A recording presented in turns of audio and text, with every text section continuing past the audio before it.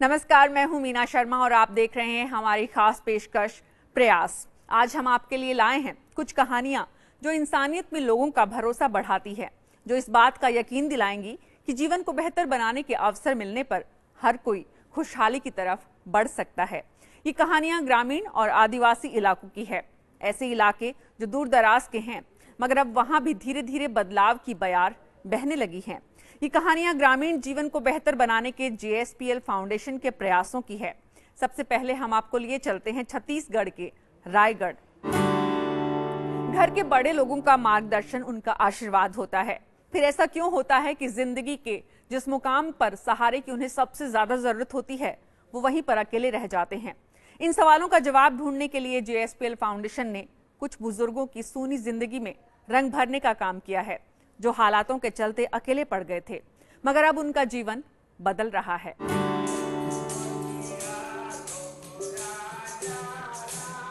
कुछ वक्त पहले तक इन जिंदगियों में खामोशियां ही थीं, लेकिन अब इनकी खामोशियां गुनगुनाने लगी हैं। ये वो लोग हैं जो किसी न किसी वजह से अपने परिवार से दूर हैं। ये वो बुजुर्ग हैं जिन्होंने पूरी उम्र अपने बच्चों का जीवन संवारने में गुजार दी। मैं तो यही समझता था कि इन लोगों को अच्छे से ज़िंदगी दूं और अच्छे से पढ़ाऊं लिखाऊं, बड़े करूं, इन लोगों ने आगे चल के मेरा सहारा होगा, लेकिन ये सब झूठा साबित हुआ। बेसहारा बुजुर्गों का सहारा बना है JSPL फाउंडेशन। जब अपनों ने साथ छोड़ दिया तब JSPL फाउंडेशन ने इनका हाथ थामा और सूनी जिंदगियों में रंग भरने का काम किया। JSPL फाउंडेशन छत्तीसगढ़ के रायगढ़ में वृद्धाश्रम में रहने वाले बुजुर्गों की हर संभव मदद कर रहा है। JSPL फाउंडेशन ने रायगढ़ के सरकारी वृद्धाश्रम का पुनर्निर्माण कर रहने लायक बनाया है। यहाँ जरूरी सुविधाओं के साथ चिकित्सा के इंतजाम भी किए गए हैं। नवील जिंदल साहब और हर गरीब आदमी को ऐसे तरक्की बता दे और ऐसे बना दे सब गरीब के लिए। वो भगवान उनको जय जयकार रखे, आगे चलते और अच्छा करे। हम तो यही दुआएं देंगे कि भगवान उनको उन्नति का शिखर में ले जाए। इस वृद्धाश्रम में करीब 32 बुजुर्ग रहते हैं, जिनमें 13 पुरुष और 19 महिलाएं हैं। यहाँ रहने वाले बुजुर्गों की नियमित जांच की जाती है। यहाँ मनोरंजन का भी इंतजाम किया गया है। ये लोग टीवी देखकर, लूडो खेलकर और भजन कीर्तन कर अपना समय गुजारते हैं।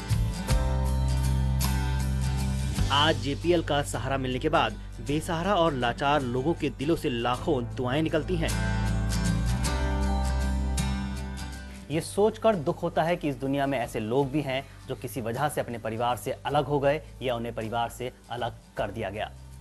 दूसरी तरफ नवीन जिंदल जैसी मिसाल भी है, जो बुजुर्गों के दुख दर्द को समझते हैं, उनका सहारा बनते हैं, उन्हें अपनी हर संभव मदद देते हैं। रायगढ़ से कैमरामैन रवि रंजन के साथ फ्रैंकलिन निगम, फोकस न्यूज। गांवों में आज भी महिलाएं चूल्हे पर खाना पकाती हैं। चूल्हे से निकलने वाले धुएं से इन महिलाओं को सांस की गंभीर बीमारियां हो जाती हैं। धुएं का असर आंखों पर भी पड़ता है। मगर अब JSPL फाउंडेशन का बायोगैस प्लांट इन महिलाओं की जिंदगी को बदल रहा है। देखिए हमारी ये विशेष रिपोर्ट।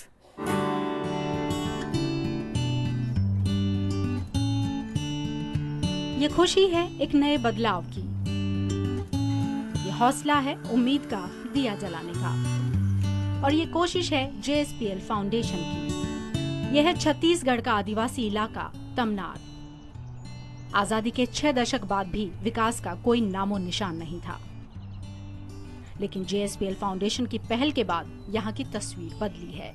हम लोगों के लिए इतना सुविधा कर दिया JP ने, जो कि हम लोगों का सुरक्षा जो है, जो तकलीफ होती थी महिला लोगों का के लिए, तो उसमें से थोड़ा बहुत से ज़्यादा समझिए सहायता मिल गया।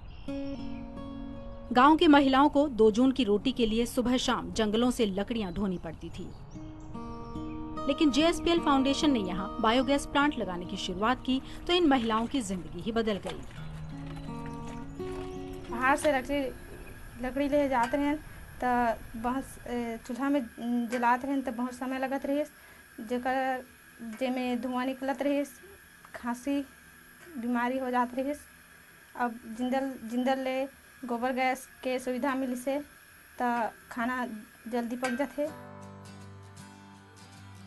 आज बायोगैस के बदौलत गांव की महिलाओं को चूल्हे और उसके धुएं से निजात मिली है।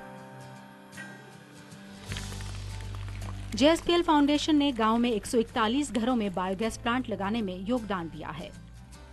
बायोगैस के एक प्लांट की लागत करीब 20,000 रुपए है। बिना धुएं के इस नई तरह के ईंधन से महिलाओं की आंखों और फेफड़ों को कोई नुकसान नहीं होता। बायोगैस के इस्तेमाल से पेड़ों की कटाई भी कम हो गई है और पर्यावरण सुरक्षित है। तमनार से कैमरामैन रवि के साथ सपना सिंगला की रिपोर्ट। मानसिक रूप से कमजोर बच्चों को प्यार के साथ साथ खास देखभाल की भी जरूरत होती है। अगर इन बच्चों को सही शिक्षा मिले और ये अपने पैरों पर खड़े होने का हुनर सीख जाएं, तो खुशहाल जीवन जी सकते हैं। ऐसे ही बच्चों के बेहतर भविष्य के लिए JSPL foundation Asha the hope के जरिए उम्मीद की किरण जगा रहा है। एक खास स्कूल जिसका नाम है आशा द होप। दरअसल यहाँ उन बच्चों को पढ़ाया जाता है जिनका मानसिक और शारीरिक विकास सामान्य नहीं रहा। ऐसे ही मासूम बच्चों को आशा द होप स्कूल के जरिए जीने की राह दिखाई जा रही है। छत्तीसगढ़ के रायगढ़ में इन विकलांग बच्चों की मदद का बीड़ा उठा रखा है JSPL फाउंडेशन ने। मासूम बच्चों के इस स्कूल में अक्सर मुस्कुराहट बांटने के लिए आती हैं JSPL फाउंडेशन की सह अध्यक्ष शालू जिंदल। शालू जिंदल स्कूल के हर बच्चे से मिलती हैं, यहाँ काम करने वाले डॉक्टर्स और टीचर्स से बात करती हैं और जानने की कोशिश करती हैं कि कैसे इस स्कूल को और बेहतर बनाया जा सकता है। रायगढ़ का एक खास स्कूल जो कि कुछ खास बच्चों के लिए है, और आज उनसे मिलने पहुंची एक खास मेहमान जिंदल फाउंडेशन की सह अध्यक्ष शालू जिंदल जी। बच्चे आपका इंतजार कर रहे थे और शायद उससे ज़्यादा इंतजार आपको भी रहा होगा। हाँ, मुझे बहुत इंतज़ार था यहाँ आने के लिए, क्योंकि आशा द होप मेरे दिल के बहुत करीब है। और कुछ साल पहले हमने ये इनिशिएटिव लिया कि यहाँ पे जितने बच्चे हैं जो फिज़िकली डिसेबल्ड है और मेंटली चैलेंज्ड है, उनको एक प्लेटफॉर्म दें हम, ताकि वो यहाँ आके और भी आगे कुछ सीखें और अपनी ज़िंदगी को संवार सकें। रायगढ़ क्षेत्र में JSPL foundation Asha the hope school चला रहा है। इन बच्चों को गांव से स्कूल तक लाने ले जाने की जिम्मेदारी भी आशा द होप स्कूल की बसें पूरा करती हैं। आशा द होप का मकसद इन बच्चों को आत्मनिर्भर बनाना है। विशेष शिक्षा और उपकरणों की मदद से इन बच्चों को पढ़ाया लिखाया जाता है, जिससे ये बच्चे भी सामान्य बच्चों की तरह ही व्यवहार कर सकें। JSPL फाउंडेशन इन बच्चों को सभी सुविधाएं मुफ्त देता है। इन बच्चों के माँ पिता भी मानते हैं कि बच्चों की जिंदगी बदली है, बेहतर हुई है। मेरे को अभी बच्चे को भेजते हुए 1.5 महीने के आसपास में ही हुआ है, लेकिन उसमें जो चेंजेस है वो बिल्कुल नोटिसेबल है। और ये रायगढ़ के लिए गर्व की बात है कि जिंदल ग्रुप ने इस काम को किया है। शालू जिंदल और नवीन जिंदल जी को बहुत बहुत धन्यवाद देना चाहती हूँ, और यहाँ के स्टाफ टीचर्स को भी मैं बहुत बहुत धन्यवाद देना चाह रही हूँ सर, कि हमारे बच्चे जिस समय जैसे आए थे हम लोग कल्पना भी नहीं किए थे कि हमारे बच्चे ऐसे होंगे। इन बच्चों के भविष्य को लेकर कुछ और योजनाएं भी हैं। जो बच्चे यहाँ से निकलेंगे, अगर हम उन्हें डेस्क जॉब दे सके तो पूरी ऑर्गेनाइजेशन में हम लोग, अभी मैंने बोला है सब डॉक्टर्स को एक लिस्ट बनाने के लिए, और साथ ही में वोकेशनल स्किल डेवलपमेंट, जो बच्चे खुद वोकेशनल स्किल सीखकर अपना एम्प्लॉयमेंट का जरिया बन सकते हैं, उसके ऊपर भी काम किया जाएगा। ये उम्मीद का दिया है जो एक हाथ से दूसरे हाथ में बढ़ता चला जाता है, अंधेरा खत्म होता है और रोशनी फैलने लगती है। कैमरामैन रवि के साथ रमन अमगाई, फोकस न्यूज़, रायगढ़।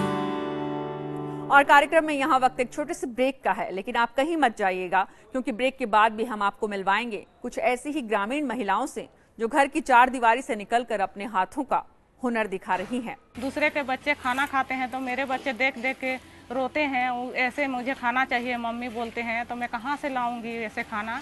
तो मैंने 2 दिन तक सोचा इस बारे में, तो मुझे बाद में ये हुआ कि मैं बाहर जाऊंगी, काम करूंगी।